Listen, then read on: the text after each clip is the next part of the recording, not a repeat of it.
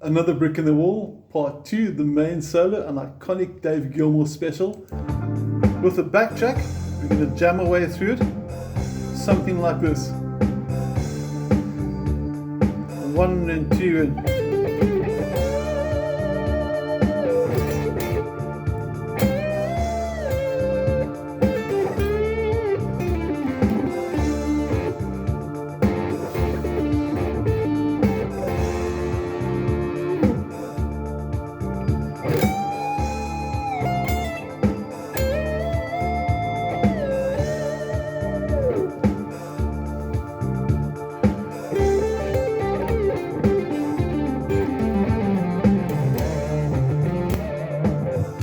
and so on and so on. Now I'm going to walk you through step by step through all the different parts that make up this awesome solo. It's largely the D minor pentatonic scale. Please make sure your PDF note is printed out or easily visible on your screen or cell phone or tablet, because I'm going to use it as reference for the bends, etc., etc. Now the opening phrase should be like that, slow motion. So we're going to get a little bit closer and take you step by step through the techniques. We're going to start with a pull off, fret 13, ring finger, my fingers are numbered, pull off there. And then the next 12 coming up, it's in bold and it's red and it says bend 1, that's bend tone. So you're going to bend the 12 to sound like that, because from here to there is a tone in pitch. So slow motion. But the trick there as well is once you've done that bend, it should sound the same as the following 10, and then of course you go to the last 10 before you come back to the 13, which you bend as well. And the trick over there is not to do this, so you don't want to bend, because then you got one note too many. So you want to hear, so you want to go from that bend and let the next note take over that 10 there that I'm pointing at before or without hearing a release there. Okay, so first phrase. Also, listen to the vibrato that Dave Gilmour uses as well. My vibrato is not the same as his. Everyone's got their own uniqueness. But listen to how he phrases, get some ideas from him, and try and take what you feel is really, really cool and make it your own as well. Now, the next phrase is just going to go. And all that's happening there is going to be first finger flat across all bottom 3 strings in fret 10. And then you come back to strings 2 and 3 on the strings 2 and 3 on the 10th fret as well. So it's, okay, like that. Okay, and if you put it together, you're going to have, and then you have a very cool, and that's a double bend. You're going to first bend this note a second time. So there's actually 3 notes there. You're actually bending this to sound like that. So you're bending the 13 to sound like the 15 and then sound like the 17. One nice tricky technique. And after that you come back to the 13. So, and then you finish off with, and you're into the beginning of bar number 5 on the next line. And you see there the 12 again, it says bend 1. So you're bending the 12 that you're finishing that phrase on up a tone. So all the notes you're going to bend are marked in red just to help us as a guideline. There's no staff there, there's no treble clefs and crotchets and quavers and rests and things like that. So we try to put as many sort of helps for those that don't know how to sight read music, just to guide you through so you can learn the basic tricks.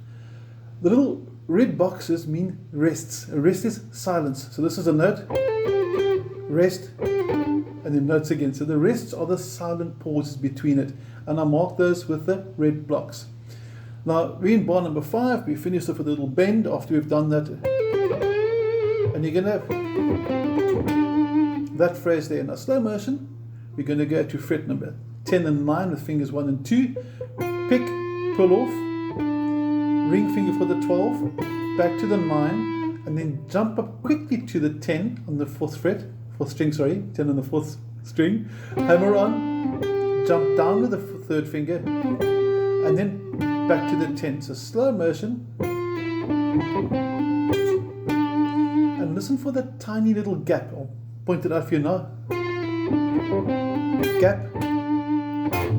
And that little end up that I put in at the end there, that's quite a cool technique. It's a finger technique using your picking hand, which I'm going to show you now. Let's just focus in on that quickly. We call this technique hybrid picking, and it's a combination when you use your fingers, like fingers 2 and 3 over here on strings 3 and 2, and I'm picking it like that, and then I use my plectrum for the 12. So when you get to that part there, this is now going to be the last bar, bar number 7 of the second line. So it's going to go. And to show you what I'm doing this slow motion, you can see I'm actually getting those two fingers playing that tiny gap and bringing the pick in for the 12. And the little bit of funny bend I'm putting at the end there would be the beginning of bar 8 in the third line where it says bend quarter.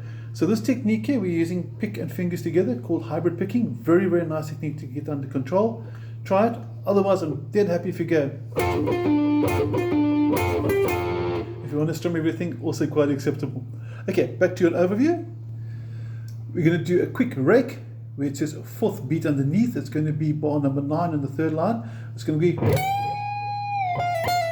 and then a double pull off from the 13 to the 12. And you can see you can use fingers 2 and 1, or fingers 3 and 2. Not too fussy with that, but the trick there is that rake, that, and that with the last note makes it really work effectively. Now the technique for the rake, I'm going to sit and focus more onto my picking hand again. The palm is resting really heavily on the string, so when I pluck those strings, you can hear it's muted the whole way through. So it's nothing to do with this hand, nothing to do with the fretting hand. It's all inside your picking hand. And as soon as I get to the note I want, which is fret 13, there's the 13th fret there, I lift the back of the palm like that. Because if I keep my palm down, nothing's going to happen. Now just to show from a different angle what's happening over here, you can see this rocking action that I'm using over here. So as I come down, palm, this part of the palm is on the strings, and as I get to the note that I want, I lift up. So slow motion, it helps me get that rake technique. Back to an overview. Now this is the part where I was convinced I was going to take a string off, because you must first bend the 13 up a tone.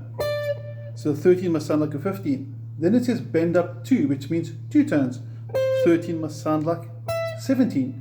And at the end there of bar number 12, which is, or in bar of number 11, sorry, it says bend 2.5. So you're meant to make this 13 sound like an 18. Now, hopefully I don't break the string, but I want to get this effect. 13, 15, 17, 18. And I can feel my strings on its limit over there. Now, if you accidentally break a string, you could have bent a little bit too far. So be careful with the bend. Listen to the notes first, play them. Get used to the pitch of those notes so that when you bend them, you can hear those pitches so that you don't accidentally bend too much. Bending too much, you will break a string. Okay. If your bending of your pitch is correct and you broke a string, that's just unfortunate, and your string was probably just old. So you got that over there. That's the finger cruncher. It's probably going to make your fingers look a bit sort of dodgy. You can see mine's nice and worn over there from demonstrating this now. So your city is going to get a bit tricky. Now onto the 13th bar. Nothing happens. That's the silent gap. And then you got a cool phrase which is going to be, and at speed. Ooh, missed the pre-bend there. Very important to get the pre-bends. Now, I was going to retake this and I thought, no, I'm glad I left the mistake inside so I can show you what also not to do. Okay, unintentional benefit. Now, slow motion, we're looking at bar 14. It's quite a long phrase. It's a very cool pentatonic phrase. Starting at 12, it's an 8th note, so you hold it for a little bit. And then the next 5 notes are 16th notes, so they're quite quick. And they're going to sound like the slow motion. 10, 10. Now, roll the finger over because this is bad. You can hear I've got 2 notes there. And if I do this, 1 note. So very important to get the technique angle of your fretting finger. Watch him so he rolls from the second to the first string. So a nice puller from the 13 to the 10. And then you pause. Next phrase, it says pre-bend and release. So you take this 12, you don't do this, because that means I've heard the bend go up. I want to start this note, so it sounds like that. And I have to go find the note now, and it takes a bit of time, and you go, because you want to get a triplet effect, 1, 2, 3. And if I don't pre-bend and I bend from here, 1, 2, 3, 4, then I've got 4 notes. So it's, and then the last phrase is going to be like that. So that bar is going to go, and then we finish off the phrase by the beginning of the next bar, the bar 15, just the 10 and 12. So a bit faster.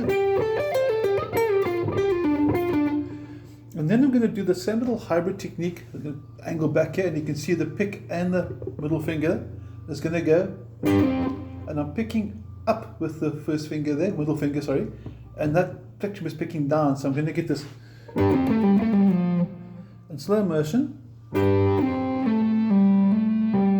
and a slide back to the 8. So let's get a bit more of a closer view of that. I'm going to start with finger flat for the double 12, pull off to the double 10, up to the first string, pick, pull off, hammer, pull off, slide, and then a tiny rest, because it's actually sort of an 8th note there. You're going to go to 10, 8, 10, 8, 10.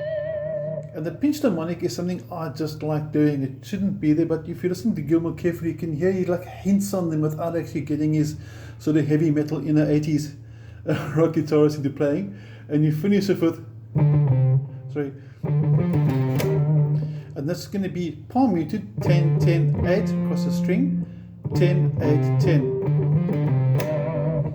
And that's the end of that phrase. Now after that, you can call it part 2 if you want to within the solo, because I sort of see this as a next sort of development, if you want to call that, where he's got a nice little slide from fret 3, and it's going to go, and there's a nice little hammer on a pull off there, bringing in that 5 and 6. So first of all, the slide, and you can see the numbers. You just follow the tabs for this one. It's actually quite easy. The difficult part has actually come and gone now, fortunately. So after you've done the hammer on a pull off, then you're going to have 7, 5, 7, 5, beginning of bar number 19 now, 18, sorry. That's 5, 7, and you're going to go, and that's a tricky bend there, because you're going to pull from the 7 to the 5, and then the middle finger is going to go to the 6. And I don't like bending with the second finger because I lose support. I like bending with the third personally because I've got much more strength with the third finger. So he uses the second, and that actually just works nicely. Sorry. And then you're going to have another little pre-bend and release. So you're going to go, and you're going to again. And it's similar to what you did at the beginning of the song, that. And then after that, you got a whole lot of bends kicking basically your third last line. So you're looking at bar number 22 now. It's going to have a, and then there's a whole lot of bend and releases on the 15 coming up. This is 15, and 4 times bend and release, and then more bends, okay. And then basically after the sort of pretty much home dry, you're going to have 18.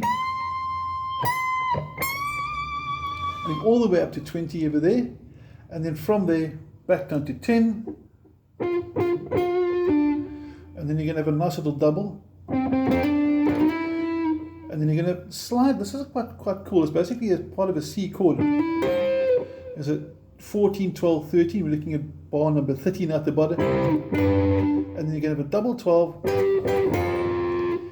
and then the last part you're going to have a, and then you finish off with a nice little 10-8 at the end. Like I said, without the timing, it's difficult to sort of make it all the parts, but those are the techniques you need to do it. And I'm not going to play the whole way through because there are copyright infringements that need to be adhered to with tuition, because I think I'm making billions of rands out of this whole thing. So play along with the backtrack I sent you. I sent you the link. You got the techniques. You saw which fingers to use. Listen to the original, play with the backtrack, use the tab, and if you've got any questions, you have my WhatsApp number. Don't hesitate to drop me a WhatsApp and say, hi, busy with Dave Gilmour, not there yet, tell me where you're stuck and we'll sort it out. Otherwise, have a good one.